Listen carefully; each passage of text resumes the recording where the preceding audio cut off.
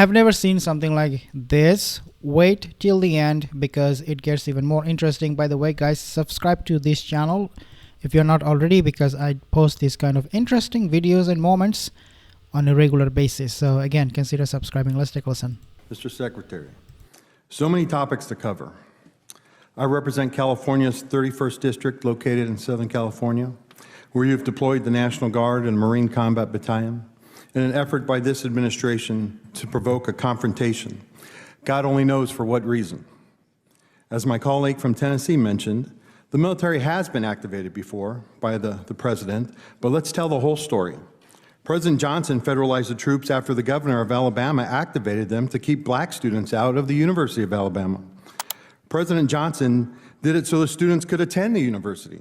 He did it for the right reason. He corrected a wrong. California did not ask the president for help, and the presence of the military is an effort by this administration to intimidate and incite fear and violence amongst its citizens. You failed at ensuring basic operational security by sharing classified data over an unclassified network. This was blatant, lazy, and put service members' lives at risk. And knowing that your office is a SCIF, I hope you are not bringing in your devices, your personal cell phone, or even your work phone, because that's not supposed to be in there either, right, your cell phone, into your office to send these signal chat texts. Your blatant lack of basic OPSEC would have gotten you forced you to resign from any other administration.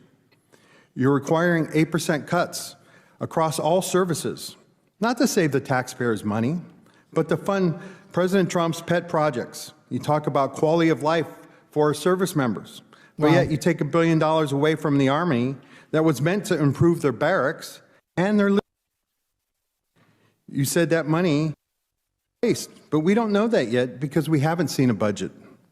If the president has projects he wants funding for, you need to come before this body and provide reasoning, not just shift money around.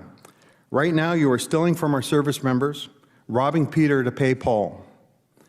Now you have repeatedly said that you will judge every individual on their merit. Is that true? Unlike the previous administration, you will yes, judge we are focusing simple yes on, or no. For our service Judge members, everybody how on their good they merit. are at their job, yes. But yet you are separating thousands of service members who are performing and doing their job at a high level. They are being separated not based on merit. You know, some of them have been recommended for early promotion and have gotten awards and are doing a great job, but you are separating for no other reason, and frankly, I think you just don't like them. And you are classifying many of them as a national security threat, which is simply not true. You asked the Secretary of the Navy to change the name of the ship, because Harvey Milk didn't meet your definition of warrior ethos. If a Korean War veteran and a Navy diver who gave his life for standing up for his beliefs doesn't meet your definition, I don't know what will.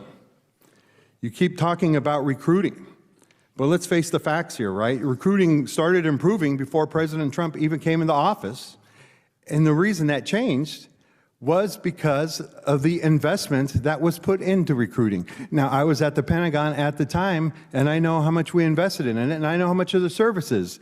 And when you take away that investment, you're going to get exactly what happened in President Trump's first administration. In 2019, we had the same recruiting crisis that, back in 2019 when he was president the first time. You continue to attack diversity, but I have always said diversity is about creating opportunity.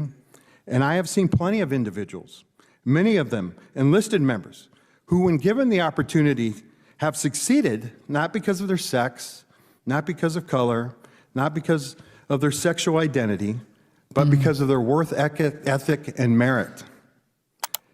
Mr. Secretary, when using your definition of DEI, I think there's only one individual at the Pentagon right now who got his job based on that merit, and that is you, and you got it because of sucking up your boss. And with that, I yield back.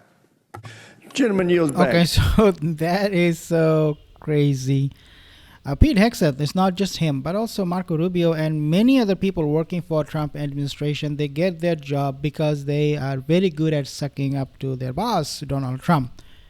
It is not because of their merit. Sometimes they don't even know what they're talking about.